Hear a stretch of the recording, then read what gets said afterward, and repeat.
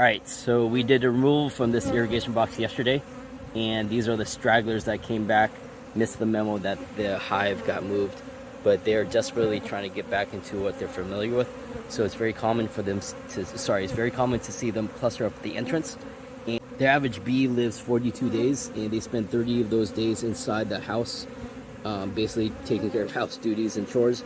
And then the last 12 to 14 days, they're out and about looking for food, and that's what these ladies are.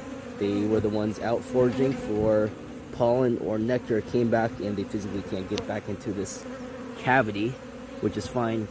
But ironically, it looks more intimidating when you have a bunch of bees on the outside.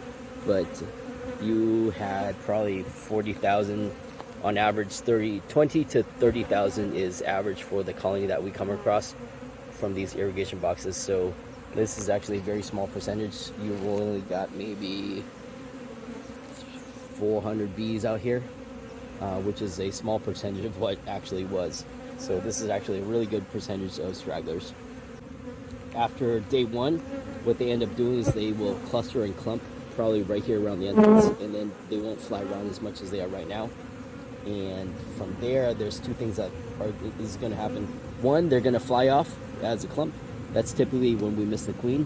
Or the second thing happens is they get a little bit lethargic, and they just hang out here and expire over the next couple weeks. So that's what you can expect. But as far as safety goes, when the bees are in this state, they are homeless because we literally took their home away.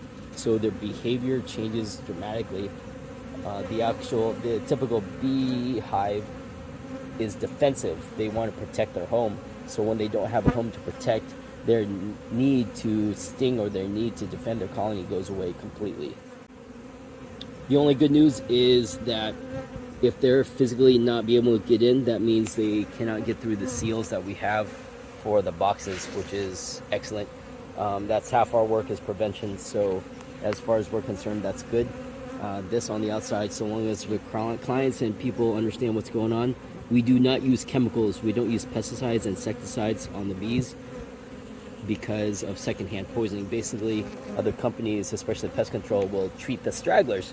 What they do is they leave a powder or they spray something that basically kills on contact. That's horrible because what ends up happening is that local critters, spiders, you have mice, you're going to have lizards, birds, they're going to eat dead bees on the outside, and then they get in turn poisoned, and that really damages the local ecosystem.